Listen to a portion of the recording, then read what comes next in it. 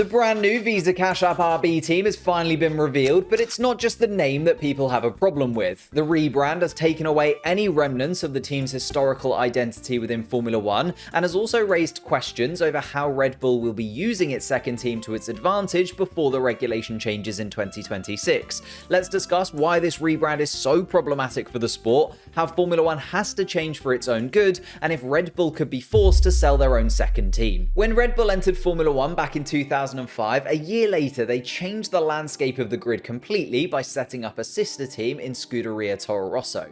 They did this so that they could have Toro Rosso function as a junior team to Red Bull Racing, which would develop the skills of young drivers that could eventually step up into the senior team. Whilst it was controversial that Red Bull abandoned the Minardi name completely, they still used Italian language in the name, which hinted at the team's Italian heritage, along with allowing the team to continue using Ferrari engines. It was subtle, but it allowed the team to maintain at least some integrity and some respect amongst the grid, whilst also doing exactly what Red Bull wanted. When you look at some of the names that Red Bull have been able to add to the grid, in Sebastian Vettel, who won Toro Rosso's first race and then went on to be a four-time world champion with the senior team, then their next world champion and current world champion in Max Verstappen had a season there, which really settled him into the world of Formula One and prepared him for the main team. But then you can expand on that and go outside of the world champions and look at drivers like Daniel Ricciardo, Carlos Sainz, Pierre Gasly, and Alex Albon, who are still on the grid now as massively established names that will be around for a while longer after all cutting their teeth with this team. Toro Rosso definitely justified itself by introducing the grid to some incredible new talents that would go on to be massive fan favourites. But it does feel like now it's losing that identity. Through the 4 years of AlphaTauri, it still held on to a little bit of that Italian heritage, but the only driver it introduced to us in that time was Yuki Tsunoda, because Liam Lawson is still stuck on the sidelines. We only saw him for 5 races, and Daniel Ricciardo isn't exactly new. And now with AlphaTauri officially being Visa Cashapp RB, there's none of that Italian history, and the team lacks any personality. While Visa Cashapp is a legitimate sponsor, I think it's fine. We see MoneyGram on the Haas or BWT on the Alpine, for instance. The use of RB when we already have Red Bull offers no distinct identity or creativity. You know you have a problem when the fans of the sport don't even know what to call the team. In this new rebrand, the company is called Racing Bulls, but the car isn't a Racing Bull because RB doesn't stand for Racing Bull, nor apparently does it stand for Red Bull. It's just RB, and then it has a Toro Rosso livery. It's just awful. However, I think this soulless rebrand is only the tip of the iceberg and covers over a much bigger problem that underlines why this team needs a dramatic change in the future, which people aren't really talking about. With Formula One growing so much around the world and the sport changing so much in the 18 years since Red Bull purchased a second team, many have started to question why Red Bull are still allowed to do this. I mean, this season, with Franz Tost retiring, we've been told that Red Bull plans to integrate the two Red Bull teams more closely, with discussions around sharing resources and facilities, which just doesn't sit right with me, especially in the cost cap era and with the cost cap hindering other teams. Obviously, Red Bull wouldn't be directly doubling their budget. There are regulations to restrict technical and sporting relationships between teams to prevent unfair advantages, and the FIA closely scrutinizes teams to ensure compliance with these regulations regarding technical and design work. But it does just feel like the risk of knowledge transfer between two closely associated teams remains, which if you're a team like Williams or Haas and you don't have a specific link to another team or the budget of a larger team, you have to be worried about when this second Red Bull team is now going to have even more access to the full Red Bull facilities. And it has been mentioned by other teams before. McLaren team boss Zak Brown has been very vocal about his concerns regarding joint ownership, hinting at the fact that Formula One should encourage Red Bull to sell its second team to prevent common ownership and maintain sporting integrity.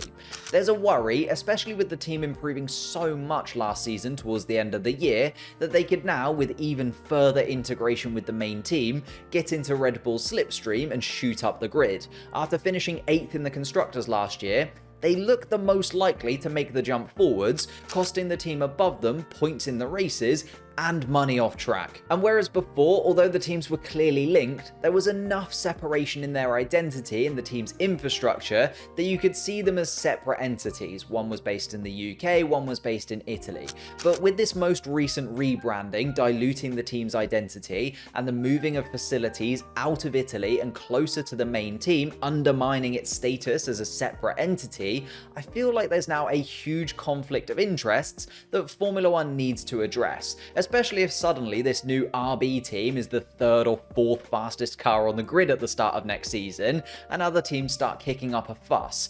And I know you can argue multiple ownership is common in major sports, but in a sport where there are only 10 teams, it feels different. Because if you think about it, it's often overlooked that we're effectively allowing 10% of the cars on the grid to be in a position where they can never battle for a championship. Because Red Bull would never allow their junior team to be in a scenario where they're battling for championships alongside their senior team. The best that an RB driver can actually hope for is promotion to the top team. That's why Daniel Ricciardo is there at the moment. He's made it abundantly clear that he doesn't want to be part of this team, but understands it's a route to get him back into a Red Bull seat. And I know that's been the case for years now, but recent events and Formula One being adamant of keeping just 10 teams on the grid has changed how I and many other fans feel about it. It felt like Formula One could just about get away with having Toro Rosso on the grid in the past, but Formula One now being stuck with a soulless team that achieves nothing for the sport overall and will never be competitive,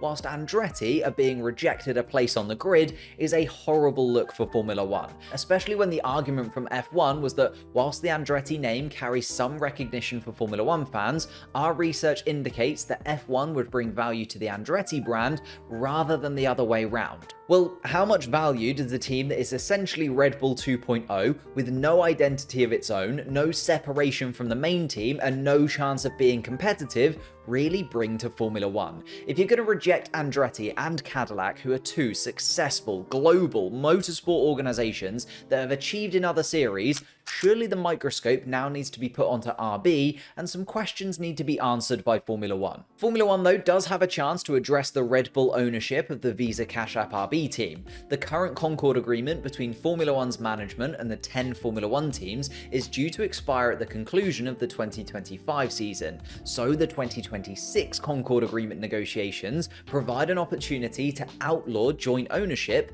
and encourage Red Bull to sell its second team. As much as it would be a very heavy-handed way of dealing with the issues arised by having AB teams on the grid, it would allow Formula One to deal with it quickly and efficiently. And there's part of me that feels like Red Bull wouldn't be too heartbroken to sell their second team moving forwards. I mean, in recent years, it hasn't really done what they want it to do because it hasn't produced a driver that is plug in and play for the main team in a little while now. And if we look at this rebrand from another perspective, despite efforts to strengthen the team's performance on track, moving the team closer to Milton Keynes actually reduces the cost to Red Bull, as they no longer have to run two facilities. So maybe they're just trying to save some money on their second team. Plus, the lack of unique identity pulls into question Red Bull's commitment to the team. The situation could be similar to the rebranding that we've seen from the Alfa Romeo team, now branded as Stake Formula One, which is just a placeholder for Audi. Calling the team Visa Cashapp RB, a team name with nothing going for it, means the team is effectively a blank canvas for another organization to come in, take over, and rebrand very easily. So if you look at it overall, the name change and combination of the two Red Bull teams is unfavorable for fans, unfavorable for team personnel, unfavorable for the Red Bull image within the sport, and unfavorable for Formula One in general. And whilst the team was bought to produce talented drivers that move up into the Red Bull team, in recent seasons that hasn't been the case. And now the team lacks any personality whilst also getting in the way of other teams entering the sport, which I think would bring much more to the grid than this team in its current form. Which is why I think Formula One has to address this in the next few seasons, or questions regarding the integrity of the sport will arise, and that will lead to teams and fans losing faith in Formula One altogether. But what do you think? Now that Visa Cashapp RB is official, how do you think the team will perform this season, and what do you think the future of this team will be? Let me know in the comments down below. And if you enjoyed this video, I also made this video here on Lando Norris and McLaren coming into the 2024 season, and why I think we're about to see something very special. So click that link and I'll see you over there.